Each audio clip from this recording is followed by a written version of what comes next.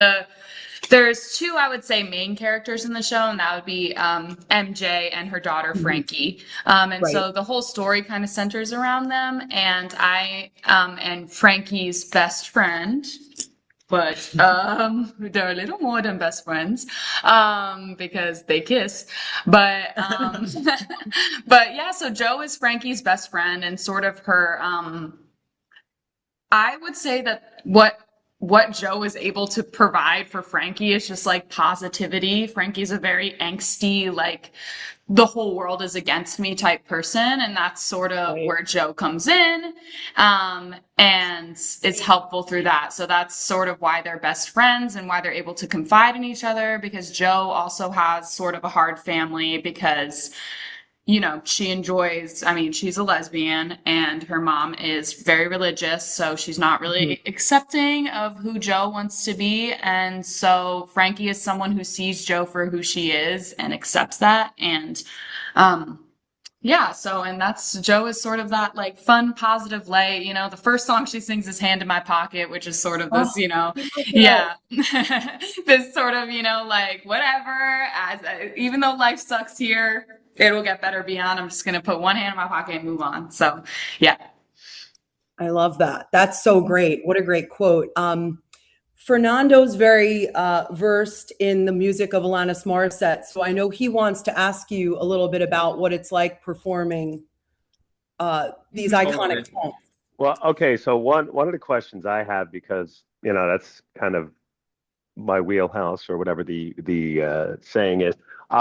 Yeah, are you guys are you guys touring with a band, with a live band, or are you kind of is it pre-recorded audio, or No, it's a live orchestra. We Mhm. have okay, we awesome, have a awesome. full garage band and then also some strings and crazy percussion. It's a trip for Yeah, and Very sure. there's a cool, lot very of cool. additional vocals they added for the Yeah, musical yeah. as well. So it kind of adds some power and more layers to the songs of Yeah. Atlantis that you guys know and love. So When I was cast, I sort of listened to all of the music as it was originally recorded, and then obviously the cast album, and then as I've been listening to it, the arrangements are all the same. She had mhm. such a big part of making this musical happen, so it's incredibly faithful. So like.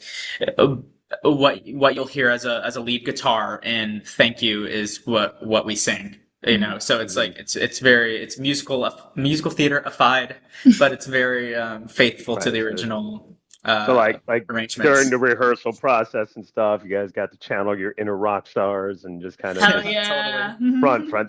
That's great. It's great. Awesome. I Okay, love Jody, that. back over to you.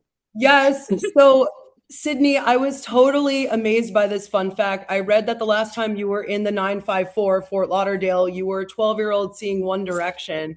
How does it Oh feel God. returning to South Florida as a pro actor starring in such an emotionally powerful show?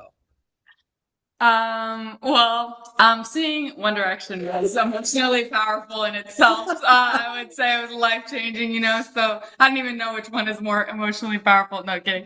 But coming back to Fort Lauderdale is actually really awesome because my mom grew up in Melbourne, Florida. So she Oh. spent her like last half of middle school and all of her high Mhm. school time in Melbourne. So a lot of Nice. her friends are being able, like, she's taking a little girls' trip with all of her like friends from high Oh, that's school, so and they're sweet. all going to be coming to the show. And they've, I mean, never seen me perform at all. So it's really special because I've been performing for so long and my mom dreamed of having a daughter since she was in high school, so I think it's just going to be really special to have all of her high school friends come and see her daughter perform on a big stage. Full So, circle. yes, it's really awesome. It's Absolutely. really special. Oh my gosh, that's so much fun. That's so exciting. Are they coming for opening night or They're at some actually point? coming closing because then my mom's going to Oh, spend some time with them afterwards and love stuff. that. So, yeah. That's amazing. Yeah. Yeah, we're so excited for this show to open. I've been, having a personal countdown. I'm a huge fan of Diablo Cody, who wrote the Oh, book. yeah. Yeah, yeah. I first listened to it My first car was a 2004 Toyota Tacoma that could only play CDs. It could only play CDs, so I would get these really cheap CDs from thrift stores, and Jagged Little Pill just happened to be one of them.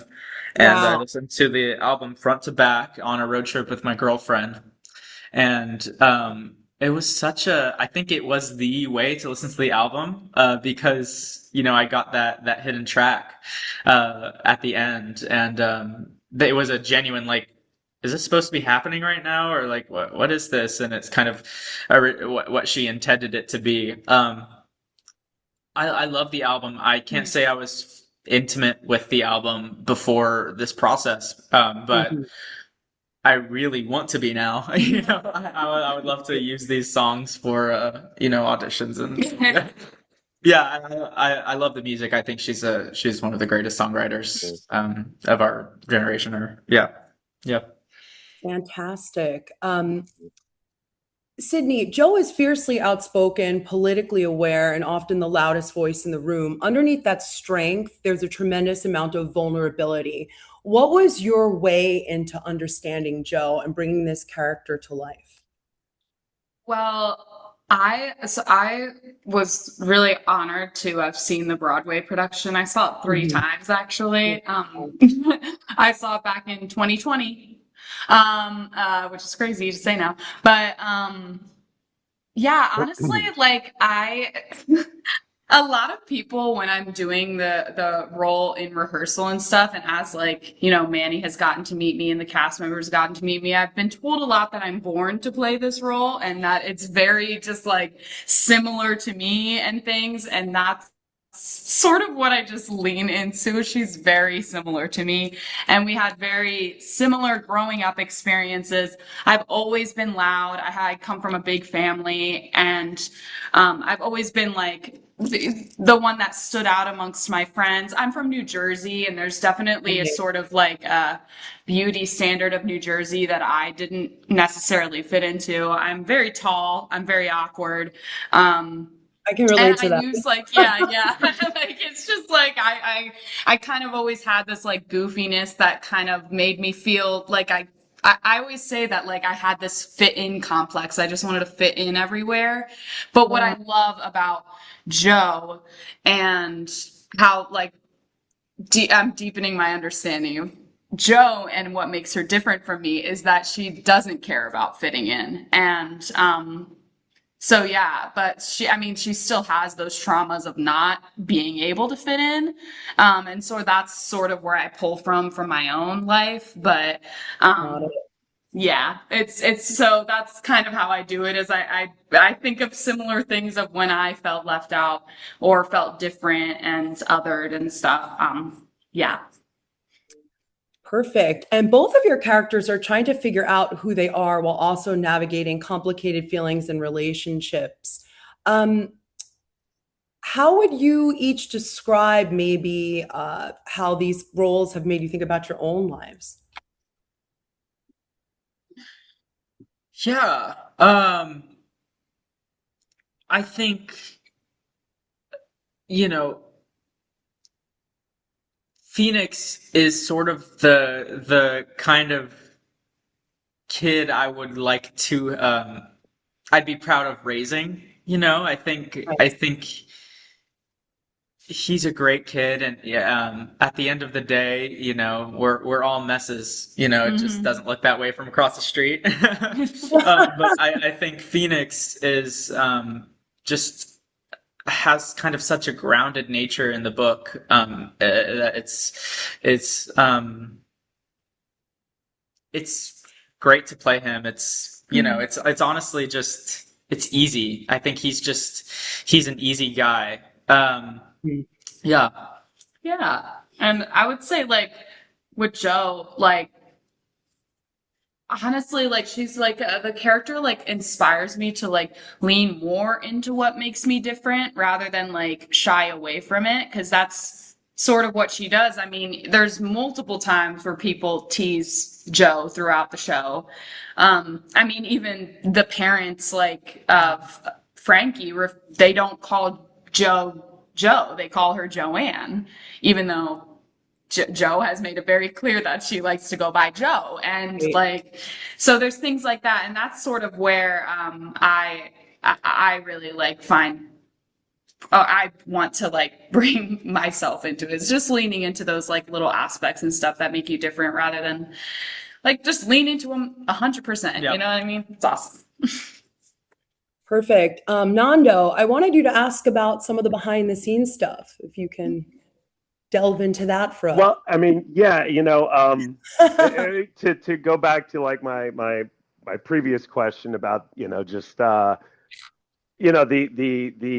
feeling, the intricacies of just kind of, working with a live band and stuff like that. And look, for what it's worth, I mean, those of us who have a few more rings around our trunks than you guys, when that album came out, it was huge. It was like life changing. It was like, it was one of those albums that there was the world before, and then there was the world after that. And, so do you guys, like as far as doing it, do you feel like a sense of, let's say, we have to do it justice, or do you throw your own interpretation into it, or is there a sense that it has to be a certain way? Are there musical liberties, or again, Yeah. just I would say like, well, I love the album. Like it's just like so good. And she was ahead of her time. And like truthfully, by years, decades ahead of her time. And so personally though, I don't feel as though there is like that much responsibility to do it justice because of how well written it is, if Yeah. that makes sense. Like I I truthfully think anyone who like looks at the lyrics of You Ought to Know and sings it with their full heart, they're gonna do it justice. Because it's like her lyricism and the instrumentals so perfectly encapsulate whatever emotion she wants to make you feel, or whatever, you know, even if that, yeah, I would say whatever emotion she wants to make you feel, like a passionate fire or anger, or like, yeah. So honestly, like I didn't feel too much pressure because I was just like, this shit's gonna rock. Sorry, no right. matter No, who no. does it. And I've been seeing it even in rehearsals. Like, yeah, like everyone is just doing so well at just, yeah, like I think everyone's doing it justice in a way, Well, but it's so easy to right. almost, yeah. I mean, like once in a while, especially that song, You Ought to Know. That's a big one on the cover band scene, and every time I get to No, play that, totally. I mean that bass line or the bass track on that song is a gift. Like every time I get to play that, I'm like, yep, this is, and I kind of agree. That it does itself justice. So Yeah, anybody, For sure. yeah. So all right, it does that's itself it. justice. That's a good Yeah. way to put it. Yeah. Amazing. I'm dying to know what you guys think about working with Patrick Fitzwater. I think he is one of the most brilliant directors in the scene. Yeah, he's great. I think he comes into the show um with a lot of ideas and a lot of stuff that wasn't necessarily shown on Broadway or the subsequent tours. I think he is not afraid to be messy, make it look messy. I Yeah, think, yeah. especially with this show, it's especially with this show, it's not Little Mermaid. It's like you kind of you have to put yourself in it a little bit. It's it's we were just given notes last night, kind of a company wide note of like, this is not musical theater. This is a play with music. It's you just happen to be belting your face off, but like this is a a drama. This is on camera work. It's not necessarily to be huge or there's no real spectacle. Obviously it's going to look fantastic, but And that's the other thing about Patrick that's really great. He makes he makes things look incredible, Yeah. and Yeah. his The set is yes, incredible. and his Oh, what do you say? Yeah. His like his vision is never sacrificed. Mhm. It's always there. He finds a way, I think. And from my short time here, I would definitely work here again.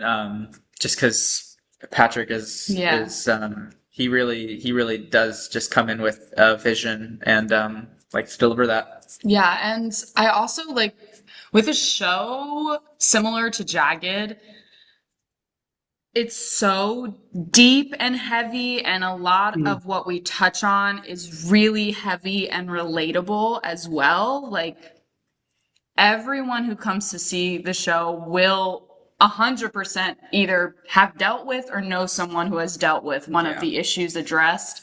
So what I really appreciate about Patrick is he constantly is reminding us not to lean into that. Like it's mhm. so easy to do an angsty show and just be like, No, totally. like and so like angry and like ugh, the whole time. So that's what I've really appreciated, because honestly, even when I saw the Broadway show, I kind of felt that. Like I kind of felt like they were like, yeah, this is really sad and really sad. It's really sad up here. And I don't know. There could have been, Yeah. I just love that he keeps reminding us to find the moments of joy. That has also helped shape my character's Joe a lot because she uses humor as a defense Yeah. mechanism. It's much easier to sort of not shy away from that humor and kind of just be like, that's supposed to be there for a reason. There's a reason it's there because this show is really dark, and it's helpful to have some humor. So that's what I really appreciate about Patrick, because I've worked on so many shows where they just are like, "Ugh." Yeah. Yeah. Love that. For people that have never seen Jagged Little Pill, what do you hope that audiences take away from this production? I hope they look within themselves to kind of find themselves in in the character that they find themselves paying attention to the most. Um, I think there's a lot of everyone and everyone, and everyone's sort of you're looking into their lives, and it's really messy. I mean, there's addiction in many ways, and there's wanting to be perfect, and there's youthful arrogance, and there are evil acts. It's I think it's provoking, or it's provocative in a way that's that you don't see with The Little Mermaid. Yeah. I keep using that as an Oh example, my but God, you keep referencing but that's amazing. yeah, if it stirs you a little bit, I think it's doing its job. Yeah. So Yes. if you're riding doing the car ride home, and it's like, I don't know if I feel great. Yeah. That was really Make you good, feel but something. Yeah. yeah, Yeah, that was really it's good, but thought-provoking. man, like that's wow. Yeah, And and also, I feel like there's a sense that I gained from this when I saw it for the first time. Lauren Patton, who played Jo on Broadway, I had the privilege of watching her performance. And what I felt from a strong sense of everyone is that you're just not alone with a lot of the issues that everyday people face, especially with the darker issues that are touched on in the show, addiction being one of them, sexual assault being one of them. Some of those things, just knowing that you're not alone, and whether you decide to do something about your traumas or your experiences in the moment or later, someone will be there for you.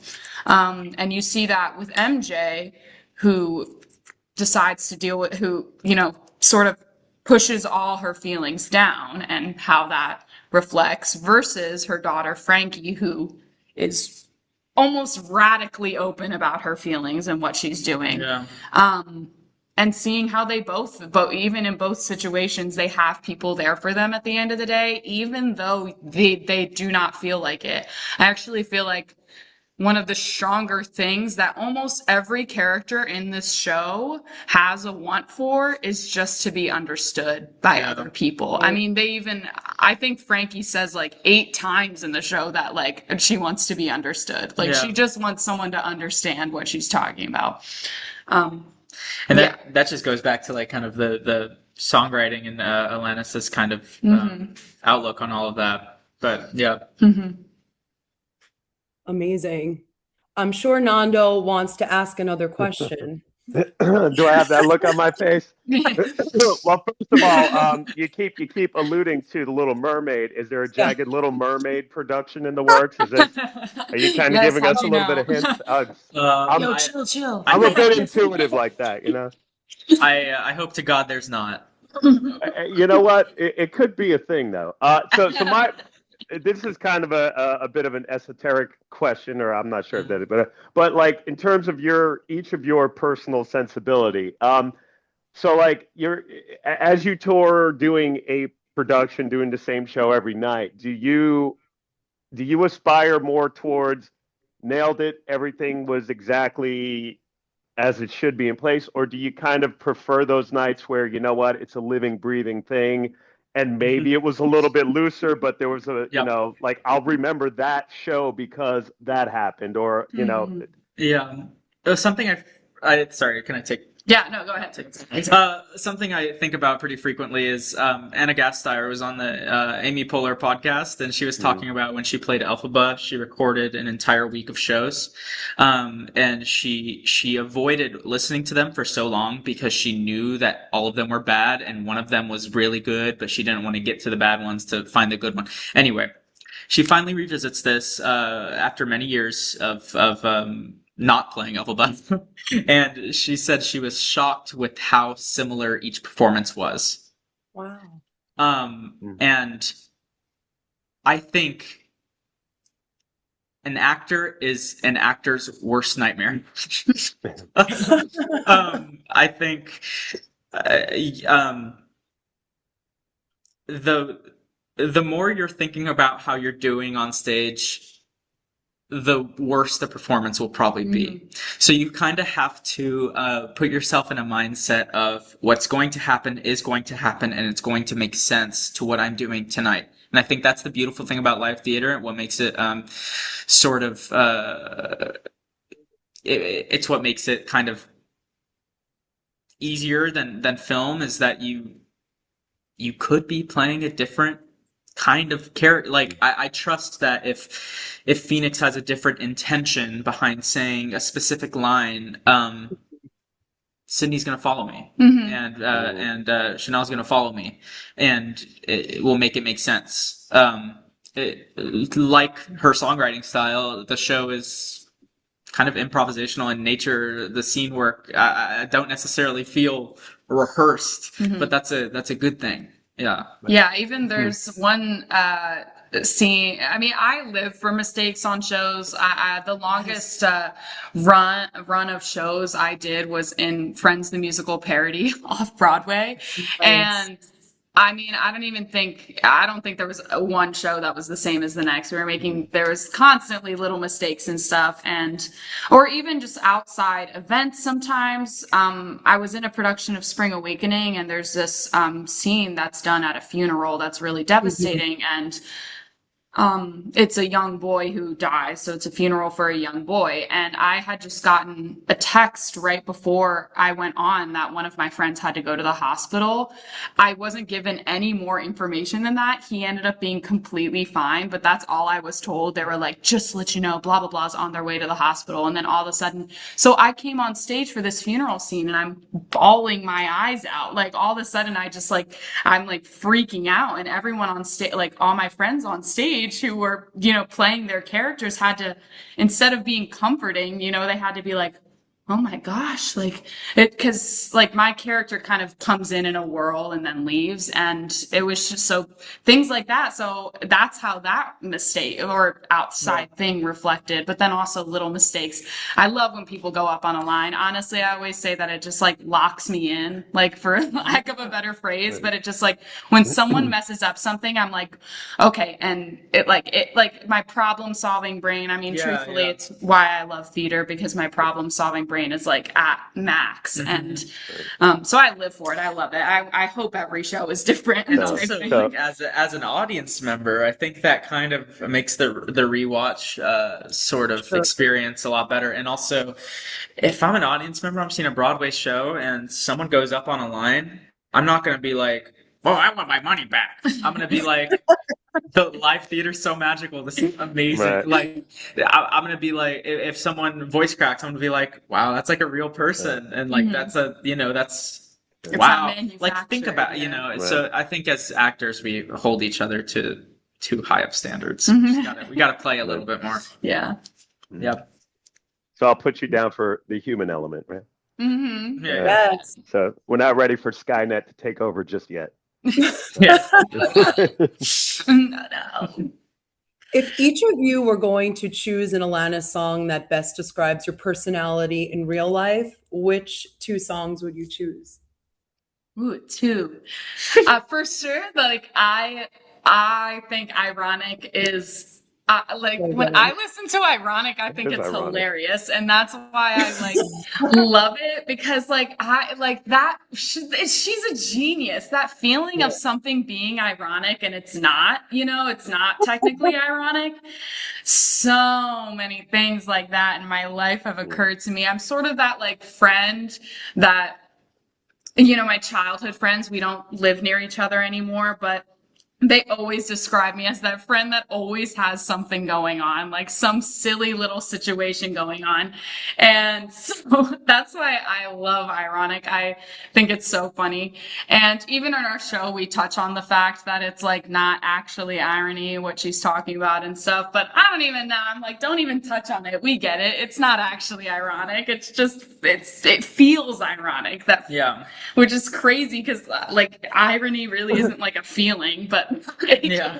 that's I Alanis makes just us feel it though. like there's That's just like there's just so many moments in my life where I've just been like, God, why did that happen? Like, of course Yeah. that happened though. Can also But relate yeah, to so that. I would say ironic for sure.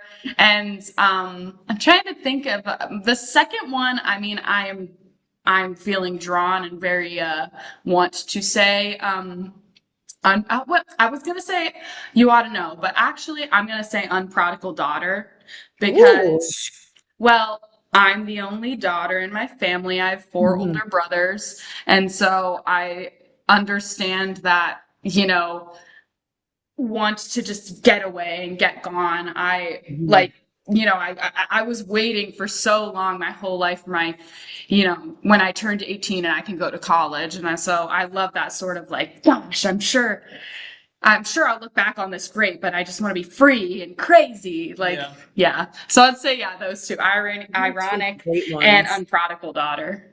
I I like the think dichotomy of your choices. Yeah. yeah, totally. I think I think head over feet describes me pretty well. I'm a lover. I like to make people feel great, and I like to yeah, I think in all of my relationships yeah, it's all very special to me. So the line "You've already won me over." It's just such a beautiful line. It's like you don't have to do much for. You are you are exactly what you're supposed to be. I just love that sort of mantra, validation, meditation sort of thing. And then also all I really want, I think Oh yes. yeah, I think Love I I hope I won't grow out of that kind of youthful sort of responsibility to feel like why is everyone stupid? Why are we why is this happening? I think yeah. Amazing choices. Love that so much. Well, Thank we are you. so excited for your production. And is this both of your first time acting with Slow Burn? Yeah. Yeah. Wow, such a special theater. It's a theater that's been very Mhm. close to my heart for many, Yeah. many years, and I've watched it grow from a seedling into this Mhm. amazing community experience. So I just wanted to thank both of you for being a part of this. The South Florida arts and music and theater community is a really special place. No, totally. I've kind of gleaned that over my short 2 weeks of being here. Yeah. Mhm. Yes. Well, I don't know if there's anything else you guys wanted to add about being part of this magical production. We're super stoked to see you live. Yeah, I'm super excited for everyone to see it. I really want to like highlight the work that our amazing choreographer has done, Maddie. She's really great, and I'm excited for Yes. everyone to see her work that she has put in our show. And our music director, Gio, is a badass. And he has had to do Very so bad. much work. The music on the show is crazy. And Yeah. so I just like, that's what I want to emphasize. It's just the creative team has just been absolutely phenomenal during this. And it's such a hard show. And I don't think they came into it thinking it was going to be a hard show. Mhm. So I really appreciate how they've been able to adapt and work with us and create something so beautiful. We had our first run yesterday, and just watching the whole story connect, the ensemble's working their butts off, Yeah. and Manny is also a part of the ensemble. His character sort of floats in and out, and like the dancing he has to do, and then like go belt his face off, like singing head over feet two Oh, seconds later. It's It's a like lot of fun. everyone's just putting a lot of work into it. So that's honestly the thing Yeah. I want to say, and I would really like everyone's gonna really enjoy it, and you'll Yeah. see how the creative team has just been able to work so hard to create such a crazy show. It's Yeah. so crazy. I was gonna say there's a question that was like, what's something about your cast or the rehearsal process that audiences would never guess? Oh, And I yes. think it's that this music is tough. Mhm. It is hard to learn. It's like Sondheim level kind of dissonant harmonies and very because like listen back to the album, and she doesn't come in on one. It's all very because I'm a songwriter as well. So like the Wow. way that she writes her songs is a very like, oh yeah, where are we? It's like, and that translates to the ensemble singing. It's not easy. The easiest part is like Forgiven, because it's like very sort of church like, very very stacked in a way that makes sense to the songwriting. Mhm. But for these discordant dissonant songs, Sure. the harmonies are, and it's all very difficult. But it's That fun. Canadian thing. Yeah. But my musician brain is very very jazzed to be performing all of this music. It's incredibly. We want to hear about your music. Please tell us about your music, Manny. You just Oh said you're a yeah, totally. songwriter. I didn't even know Yes. he was a songwriter. Totally, yeah. I've been trying to get back into it because I just graduated, so I've been horribly busy. But as I'm calming down, I would like to get back into it. But yeah, when I was a junior in college, I produced a song cycle with my my Bachelor of Fine Arts sort of Nice. word. And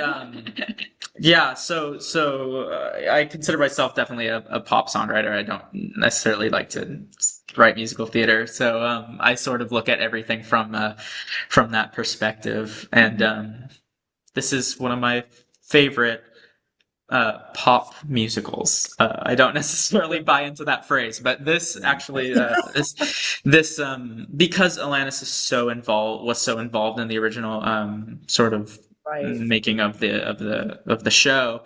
It's very a word going up. It's it's very faithful. Seriously, very faithful to the songwriting and to the album itself. Yeah. Perfect. Well, Nando, I don't know if there's anything you want to add. You know what? I just again, another kind of existential question. No, so like, okay, so at the end, final show of a production of a run. What is I know it's always kind of like a, emotional climax where you feel everything. What is the one emotion that you feel the most? Is it, is it that sense of relief? Is it the sadness of, oh no, it's over? Is it the elation of, yes, we did a thing? Generally speaking, not just about this production, but in general, what do you feel most at the end of a run? I usually feel pretty jazzed. Yeah. But not in a way that I'm happy that Not in a it's nasty over. way. Yeah. I just feel I love doing shows. And so, yeah, I mean, even when I do like the show each night, at the end of it, I'm just like elated. I'm the type of person that I won't be able to sleep for a little bit. Like I usually have to calm myself down because performing just Yeah. kind of gives me this rush of like joy and energy. So even when I end a show, I'm usually pretty like, because it's like, oh my gosh, we did it. We did the whole thing and it's so crazy. And Yeah. and then it is always like at the end of the day, what is so beautiful about being an actor in musical theater is that there is always like the next thing. And you do just have like, some people hate it. I like it.